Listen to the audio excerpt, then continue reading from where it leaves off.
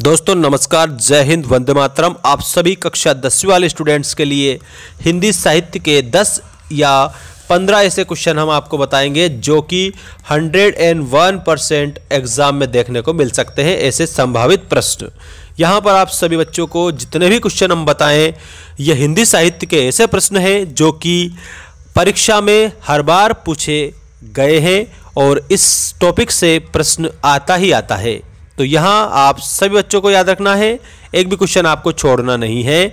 ये रहे दोस्तों आप लोगों के हिंदी साहित्य से रिलेटेड क्वेश्चन। यहाँ आप लोगों को सबसे पहला जो क्वेश्चन है ये बताया गया है, रीतिकाल, प्रयोगवाद, प्रगतिवाद, नई कविता की विशेषताएं। अगर आपसे पूछते हैं रीतिकाल की कोई 2 विशेषताएं बताइए, तो आप बताएंगे पहली विशेषताएं, रीतिकाल में अनुभूति की गहराई देखने को मिलती है। रीतिकाल में विरह वेदना का वर्णन किया गया है। ये 2 विशेषताएं हो गई है, याद रखना। इसके बाद में इन सभी के कवि और रचना भी हम आपको बताएंगे, पहले आप विशेषताएं नोट करेंगे, ठीक। दूसरी विशेषता है प्रयोगवाद में। प्रयोगवाद में पहली विशेषता के रूप में निराशावाद की प्रधानता है और मुक्तक छंदों का चयन इसमें किया गया है।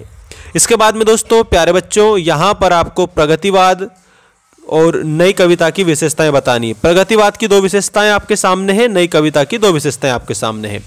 प्रगतिवाद में प्रतीकों का प्रयोग किया गया और सामाजिक यथार्थ का चित्रण किया गया।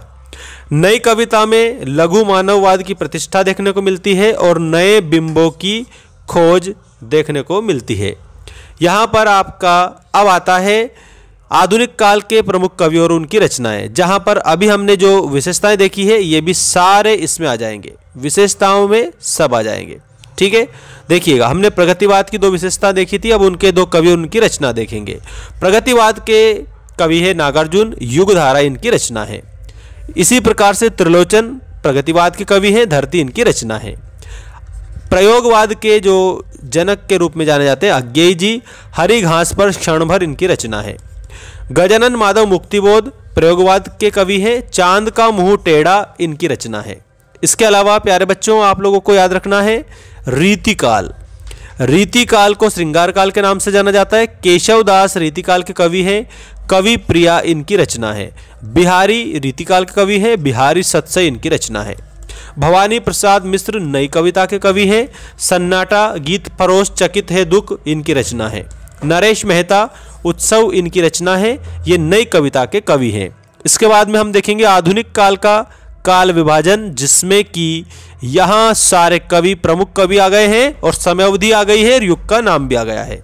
सभी बच्चों को जो मैं बताऊं उनको अच्छे से याद रखेंगे, ध्यान रखेंगे। देखिएगा, भारतेंदु युग, इसकी समय अवधि है 1850 से 1900 तक। भारतेंदु हरिश्चंद्र इस युग के प्रतिनिधि कवि हैं। इसके बाद में आता है द्विवेदी युग, 1900 से लेकर के 1920, यहाँ पर समय अवधि है। अयोध्या सिंह उपाध्याय हरिओद इनके प्रमुख कवि हैं। छायावाद के जनक के रूप में जयशंकर प्रसाद जाने जाते हैं। छायावाद की समय अवधि 1920 से 1936 तक है। यहाँ पर जयशंकर प्रसाद याद रखना।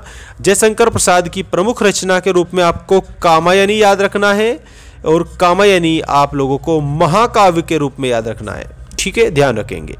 प्रगतिवादी युग, इसमें 1936 से 1943 तक समय अवधि है। रामधारी सिंह दिनकर राष्ट्रकवि जो है ये मुख्य रूप से प्रगतिवादी कवि हैं।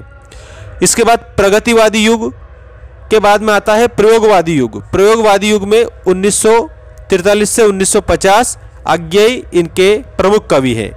इसके बाद में आता है नई कविता।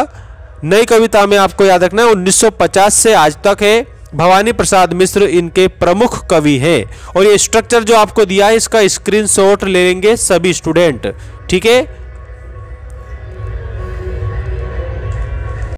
इसके बाद में दोस्तों आता है हमारा हिंदी पद्य साहित्य का इतिहास, जिसमें काल विभाजन के रूप में सबसे पहला काल आ जाएगा आदिकाल। आदिकाल को वीरगाथा काल के नाम से जाना जाता है। 1993 से 1318 तक इसकी समय अवधि है, याद रखेंगे आप सभी। और उसके बाद भक्ति काल आता है। भक्ति काल को पूर्व मध्यकाल बोला जाता है। 1318 से 1643 तक समय अवधि है। इसके बाद आता है रीतिकाल, इसको उत्तर मध्यकाल बोला जाता है। 1643 से 1843 समय अवधि है। और आधुनिक काल, वर्तमान काल, इसको गद्य काल के रूप में भी जाना जाता है। 1843 से आज तक ये इसकी समय अवधि है। मिलते हैं नेक्स्ट वीडियो में। धन्यवाद, जय हिंद, वंदे मातरम।